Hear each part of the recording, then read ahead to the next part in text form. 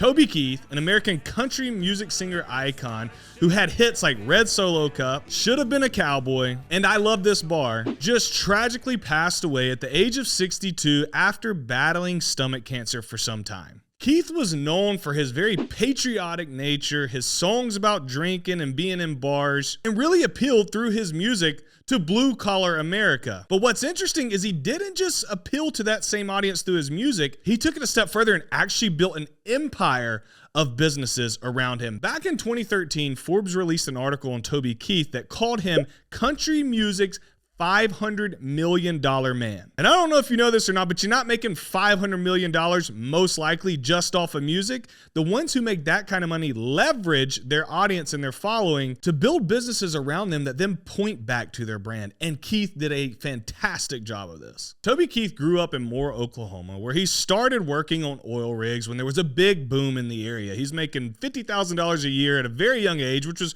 really good money at the time, but like most oil businesses, there was a bust later, and so he was laid off and became a bricklayer, but for extra cash, he would play gigs for $35 a night with a band that he had formed called the Easy Money Band. Well, like most partnerships, the other three guys that were part of the band gave up their zest, didn't want to push through adversity, and started falling off. And so then it was just Toby left by himself around 1990. Well, instead of bringing other band members back on and giving them equity in the band, he made it a solo act and just hired musicians who he could pay for a salary. He started going around to local bars in Oklahoma and Texas and started gaining a regional following like so many musicians do throughout their journey.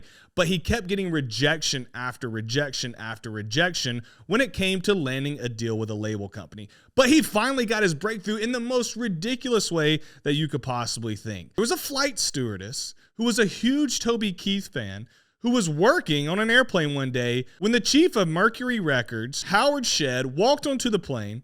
This stewardess, just being a fan of Toby Keith, has a CD of his, takes it to Shedd and says, "You need to listen to this guy. He's unbelievable." Shedd listens to it and writes in this article, it was mainly the quality of what he was writing. It was unlike anything on the radio at this time, but it was still really good country music. So Shedd goes and offers Toby Keith $20,000 to join his label. What do you think Keith does? He jumps on it and takes the offer immediately. He releases his first album in 1993, and he has 4 #1 hits, top the country music charts, and he starts to take off. Problem is, Shedd eventually retires. This new guy, Lewis, comes in to take Shedd's position. Guess what? He doesn't like Toby Keith. Doesn't like the newest album that he's about to release and is really trying to damper allowing him to continue to put music out. So Keith just says, if you don't like me and you don't like my music, just let me go. So Lewis says, okay, you can buy out this album that you're wanting to release for $93,000 and we'll let you roll. Keith buys it out for $93,000, then signs with their rival DreamWorks and sells that same album he's getting ready to release for $200,000 to DreamWorks. Want to guess how many copies they sold?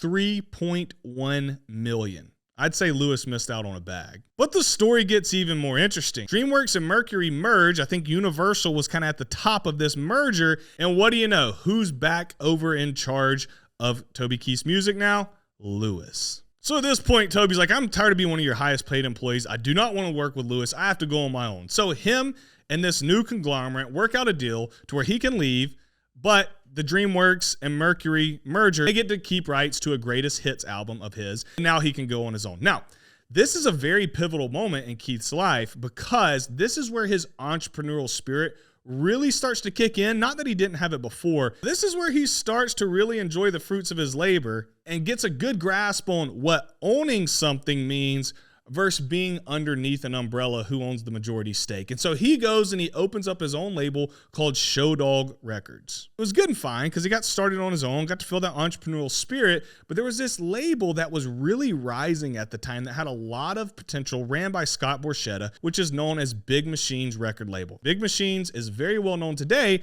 but at the time they were trying to get off the ground.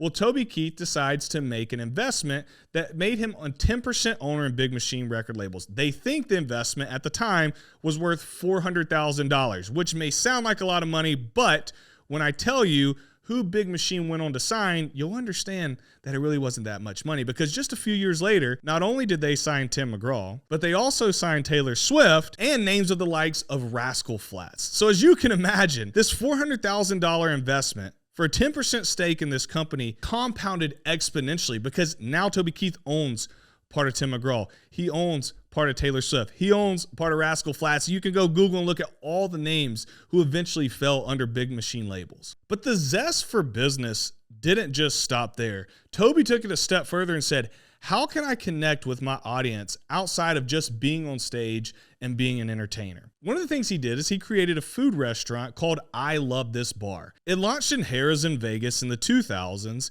and Toby was very, very precise on what he wanted on the menu. He wanted burgers, he wanted hand-cut fries, he wanted hush puppies, he wanted beers, because he knew he had been leaning towards a certain niche of folks for his entire career. Well, he walks in to this bar as they're prepping to open, and the chef or the general manager of the restaurant had come in with this Parmesan encrusted chicken and all this fancy food.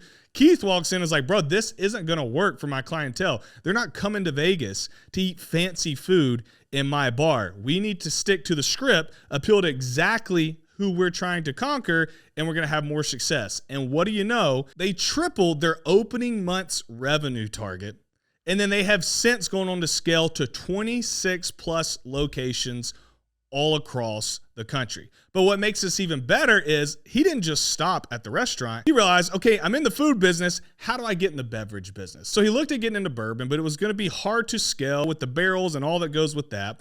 He wanted to get into tequila, but his rocker friend Sammy Hagar was like, bro, please do not come and compete with me in the tequila space. So he said, okay, what can I do to still get into this space without competing against a good buddy of mine?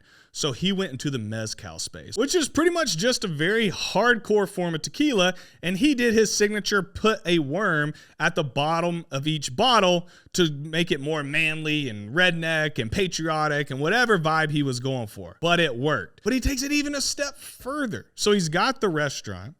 He's got the tequila, which have 40 to 50% margins. Well, what he did in each of his restaurants was he put a stage. So when he launches this tequila, what do you think he does for his next tour? Keith goes and plays at each of his restaurant and bar locations, I Love This Bar, while promoting his Wild Shot tequila brand, and has a ridiculous launch that brings in millions upon millions of dollars. So he's making money by them eating at his restaurant. He's making money by them buying tickets to his show at his restaurant. He's making money by selling them his tequila at his restaurant. And then he does things like he has a partnership with Ford. Well, what do you think he opens up his concerts to? His popular song, American Ride, where he's rolling up in this Ford truck. But we know by now, this smart businessman isn't just going to roll into a stage with tens of thousands of people in a certain brand truck without getting paid, right? So Toby Keith set up a partnership with Ford. So now every show that he does and drives that Ford out on stage to open it, he gets a cut. And so I think there's really two main lessons that we can pull from this. Number one is create an audience. Now, are we all going to have an audience as large as Toby Keith? Probably not. I think for 2 decades, at least, maybe 3, he had a #1 song every single year. We all don't have that talent or capabilities or whatever the case may be. But we do have the opportunity in today's day and age to create a presence, mainly through social media. You don't have to be a great singer. You can just get on, make videos, talking to a mic like I am today about things you enjoy, things you're good at, things that interest you. And then other people who have that same interest or same intrigue are going to come and follow you. And it's going to give you an opportunity to monetize that, because with an audience comes monetization. The second thing I think we can learn from Toby Keith is be an owner. Whenever you're under somebody else's umbrella, you're going to be capped. You're going to be capped with creativity because they're going to have subjective ideas. And then you're going to eventually be capped with income because they are going to make sure they get the top cut and you're going to get a commission that's left over. Now, I think there's a time and a place to be under an umbrella. A lot of times when we're starting out, we need to be guided by somebody who has systems in place, processes in place. They can train you, they can promote for you to give you time to learn business, be an entrepreneur, and how to brand yourself over time by learning from this big conglomerate who's got it already figured out. So I don't think it's something where we should go be boneheaded and just say, I'm going to go do it on my own already. and we don't have any experience whatsoever. And so there is definitely a time and a place to partner with folks. But at some point, when you've reached the point of you don't necessarily need anybody in your corner, your audience is so big, your team around you is very good, your skills, your expertise is there, there is power in taking that jump and going on your own. Because with the ownership, guess who's now getting the top cut? You are. And then you can build, like Toby Keith did, businesses around the brand and audience that you've built that tie into your personal brand, but you can monetize not only the core skill that you're supplying, but also all these little conglomerates, I say little, that oftentimes grow to end up bringing in more revenue than just you doing the actual skill you have. You can look at any athlete, for example. Do you think Tom Brady and Michael Jordan made the most money by playing their sport? Heck no. MJ made the most money by owning a portion of Air Jordan at Nike. Tom Brady has made the most money by owning TB12 and all the different partnerships that he has across the world. So I'll finish it with this. Toby, thank you for your great music. Hate to see you pass away at such an early age. Toby, rest in peace. Thank you for all the fantastic music. And even though you kept it on the low and it wasn't necessarily always public information, thank you that with a little bit of digging, we were able to see what someone can do as an entrepreneur when they say, I'm going to be an owner, I'm going to create my own brand and build businesses that tie in and offer entertainment and value to my following.